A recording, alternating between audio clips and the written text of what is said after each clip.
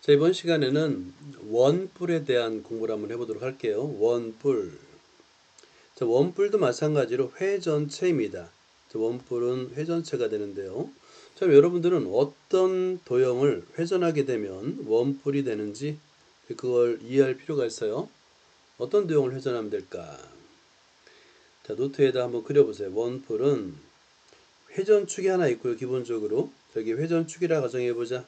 얘는 회전축이야. 회전축일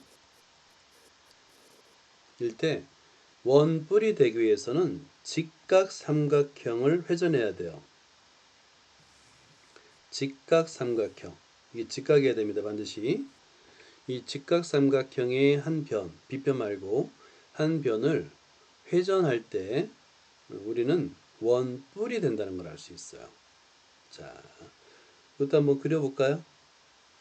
원뿔은 직각삼각형의 한 변을 회전축으로 하는 회전체가 됩니다.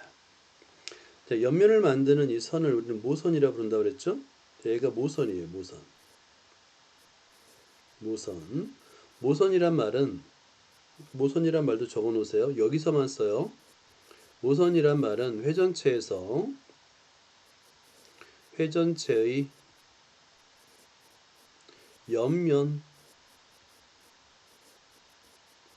옆면을 만드는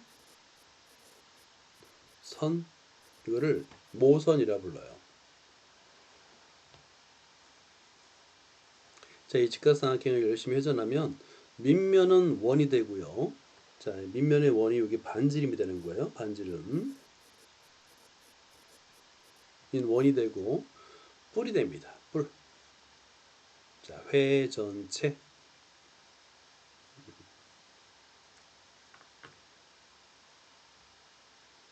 자, 이렇게 직각삼각형을 회전해서 만드는 원뿔은 과연 어떤 성질이 있을까입니다.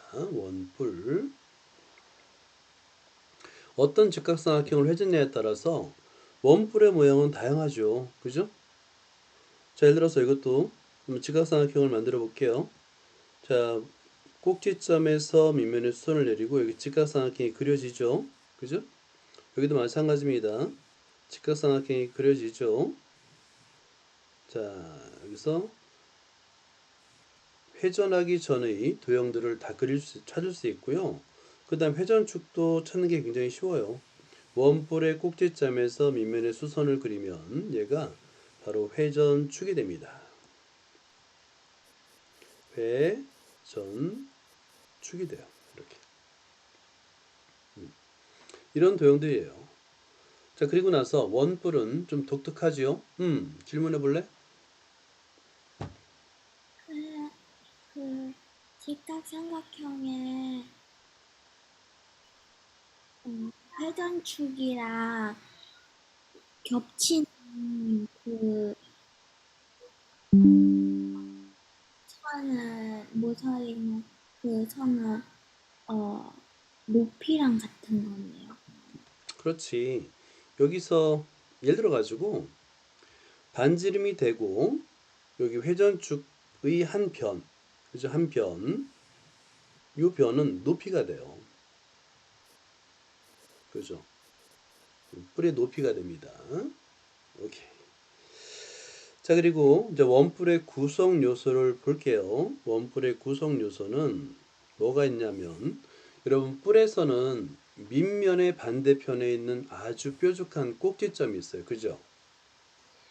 이 밑면과 반대에 있어야 돼요. 밑면과 마주보는 꼭지점을 원뿔의 꼭지점, 뿔의 꼭지점이라 부르고요. 그 다음에 모선, 방금 전에 설명했지만 모선은 옆면을 만드는 선이에요. 옆면을 만드는 선. 모선은 무수히 많아요.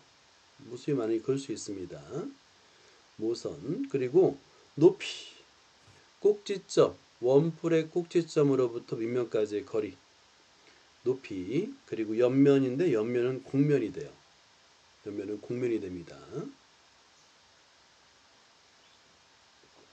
자, 이것도 이제 사실 입체도형은 관찰을 함으로써 우리가 이제 어떤 직관적인 감각을 기르는 게 중요해요. 꼭지점을 여러 방향으로 보는 거야. 이 원뿔의 꼭지점, 원뿔을 보고 다양한 각도에서 보는 거야. 관찰을 해봅니다. 그죠? 꽃갈모자죠. 꽃갈모자라는 이렇게 머릿속에 이미지가 생기면 원뿔에 관한 문제를 다 풀 수 있어요. 이렇게 관찰을 해보는 거예요. 자, 그 다음에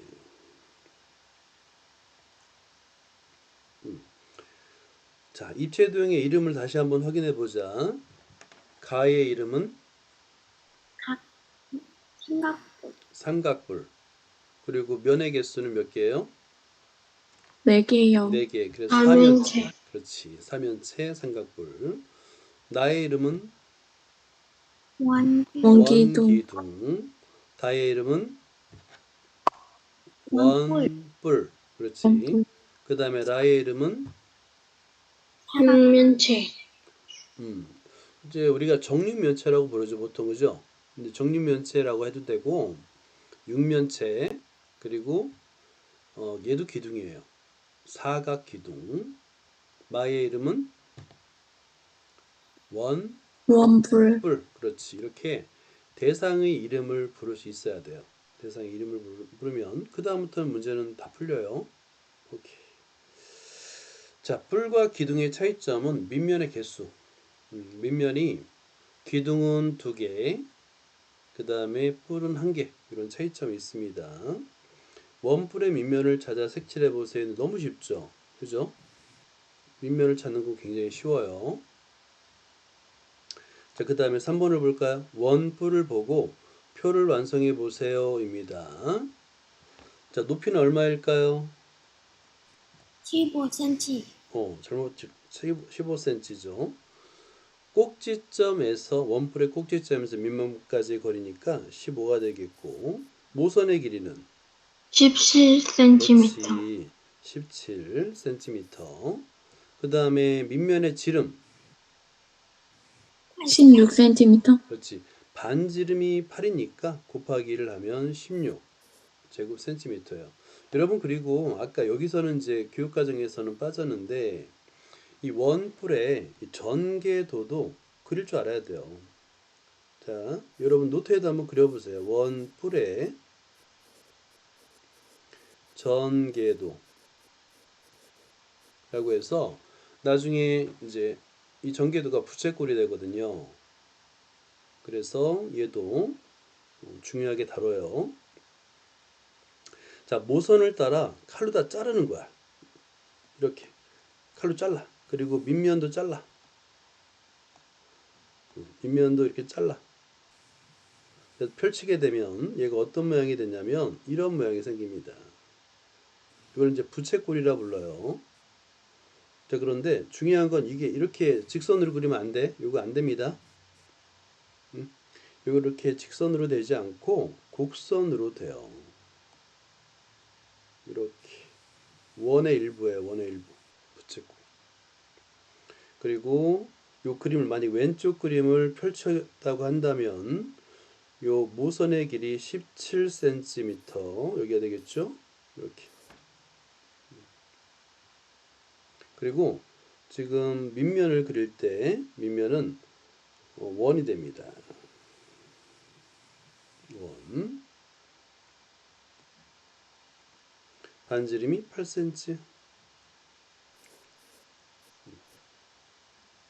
그래서 원뿔의 전개도도 그릴 수 있어요. 이 모양을 위에 거를 우리는 부채꼴이라 불러요.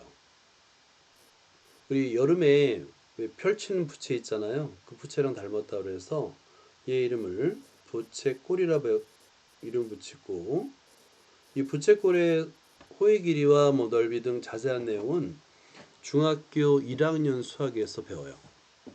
중학교 1학년 수학에서 이걸 다시 배우게 됩니다. 자, 그래서 원뿔의 전개도도 그릴 수가 있어요. 이것도 한번 노트에다가 그려놔 보세요.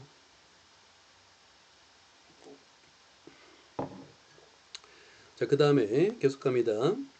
원뿔에 대한 설명으로 옳은 것을 모두 찾으라는데, 자, 밑면은 몇 개예요? 밑면은 1개, 그죠? 얘는 아니네요, 그죠? 2개는 아닙니다. 옆면은 구분면입니다. 이 맞네요. 구분면, 곡면입니다. 높이는 모선의 길이보다 길까요? 짧을까요? 짧아요. 그렇죠. 짧아요. 자, 그 다음에 리을을 볼까요? 원뿔의 꼭지점은 몇 개 있어요? 한 개. 여러분들이 이 그림을 그냥 관찰만 해도 답변을 다 할 수 있는 내용이죠. 그죠? 이게 원뿔이구나 라고 관찰만 해도 문제는 다 풀 수 있어요. 그래서 입체도형은 그림을 보면서 관찰을 해서 직관을 기르는 게 좀 도움이 됩니다. 자, 활용 문제 풀어보자. 여기 그림이 있네요. 입체도형입니다. 돌리기 전 평면 도형의 넓이는 몇 센티미터입니까인데 회전체인데 회전하기 전의 모양을 그리라는 거야. 자, 그러면 어떤 모양을 우리가 하냐면 이렇게 직각삼각형. 요거를 이제 그릴 수 있겠죠? 자, 그러면 여기 회전축이 있고요. 그죠? 그 다음에 요 모양을 그대로 그리는 거예요. 자, 이렇게 똑같이 그려주는 겁니다. 이렇게 직각삼각형이 되겠죠? 그 다음에 여기에 회전축이 되는 거예요. 그리고 어디 보자. 지름이 10이니까 이 반지름 밑변의 길이는 5cm가 되겠네요. 자, 그리고 높이는 12입니다. 자, 그러면 높이는 12인 직각삼각형이 되는 거예요. 그럼 어때요? 요 삼각형, 그러니까 회전체, 회전하기 전에 이 직각삼각형의 넓이를 구할 수 있겠죠, 그죠? 넓이를 구할 수 있어요. 삼각형의 넓이 구하는 공식은 넓이는 밑변의 길이 곱하기 높이 나누기 2 이렇게 식을 쓰면 됩니다. 그러면 얘는 30하고 넓이의 단위는 제곱 센티미터 라고 계산할 수 있는 거예요. 중요한 거는 원뿔이 회전체라는 걸 알아야지만 이 그림을 그릴 수 있는 거죠. 그죠? 그러니까 회전체라는 의미를 여러분이 좀 알아야 됩니다. 오케이.